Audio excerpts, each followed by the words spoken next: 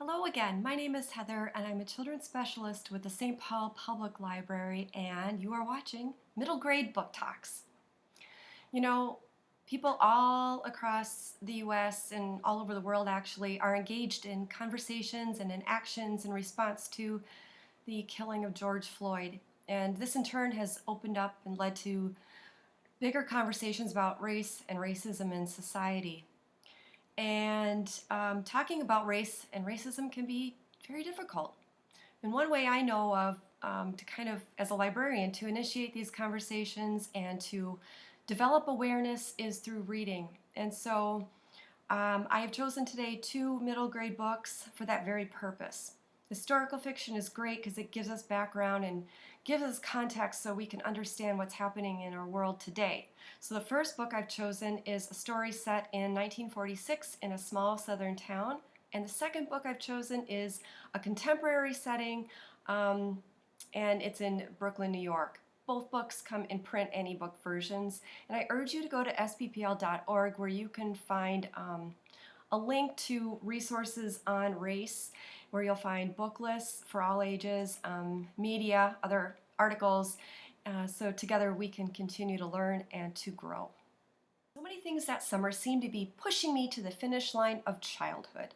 That is a quote from The Unsung Hero of Birdsong, USA by Brenda Woods. And those are the thoughts of our protagonist, 12-year-old Gabriel, a white boy living in 1946 in Birdsong, a small South Carolina town just after World War II.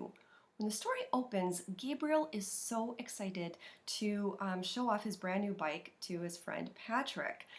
But he runs a red light and is nearly hit by a car, but a man pushes him out of harm's way at the last moment. That man is Mr. Merriweather Hunter, a black man who claims he can fix anything, including Gabriel's damaged bike. When a mechanic from Gabriel's father's car repair lot quits, he convinces his dad to hire Mr. Merriweather. And over the summer, a friendship develops between the two, and Gabriel is very inquisitive, he's a quiet, sort of sensitive boy, and he's trying to understand the world around him. He's trying to figure out, why are there separate drinking fountains for blacks and whites, separate bathrooms? Why do the black people in town have to live in a certain area? So after Gabriel attends a parade honoring his uncle Earl and other World War II war heroes, he learns a secret about Merriweather. And this leads him to further question his very small, very isolated life in Birdsong. So there are some very innocent and light moments to his summer. For instance, he's experiencing his first crush on a girl, but then there's also these deeper, more confusing things happening, like he's really understanding and is aware of the injustices, especially towards his friend Mr. Merriweather and his family. This is such a beautifully told and powerful story, whether you're 11 years old or, like me, much, much older. It's a story that tells a chapter of our history that you may not know, but you should know. And it's wonderful. This is The Unsung Hero of Birdsong, USA by Brenda Woods. And next, What Lane by Torrey Maldonado.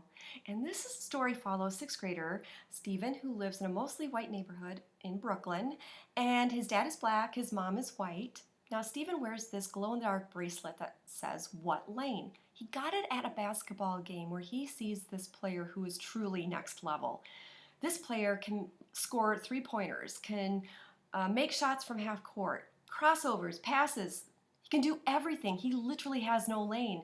And Stephen wants that. He wants that freedom, and he struggles with that in his own life. When he is hanging out with his friends Jen and Jeremiah and Christopher, his friend Wes will tease him and say, "Why are you only hanging in the white lane?" When he's with these kids and they want to go and investigate this abandoned factory, they want to sneak in, he thinks, "Cool, I want to do that too." Then he thinks, "Yeah, but I'm the only black kid in this group of white kids. Should I really be playing in their lane? Is it safe?" So He notices things like the way his white building superintendent looks at him, and there is an incident in the story where he and his white friend go into a supermarket, and Stephen is called out and scolded and shamed for behavior while his friend is not. His mother wants to protect Stephen from the real world while his father argues, no, we need to have conversations with him, especially when their son comes to them and says, why are racist things happening to me all of a sudden? This is obviously a really timely story. There's a lot of references to current events and people, with mention of Black Lives Matter and Tamir Rice, just to name a couple. A lot is packed into these 125 pages, and I think that for some reason, for some readers, it will be eye-opening, and for other readers, they will see their life depicted on these pages. But for all readers, I think this will be a really good springboard for discussion. So I hope that you will pick up What Lane by Torrey Maldonado. Thanks for joining me, everybody, for another round of book talks. I just have to say one thing I love. Brenda Woods writes in the very first chapter of this book, she says, one funny thing about life and all the stuff that happens while you're living is that mostly you only see it through your own eyes. That is, unless you decide to try to see things through the eyes of someone else. And that's maybe what we should strive for, and that's what books can give us. Try to gain other perspectives. And so, with that, I hope that you have a wonderful week, and please do check out those resources on race and other great book lists offered through sppl.org. Until next time, keep reading.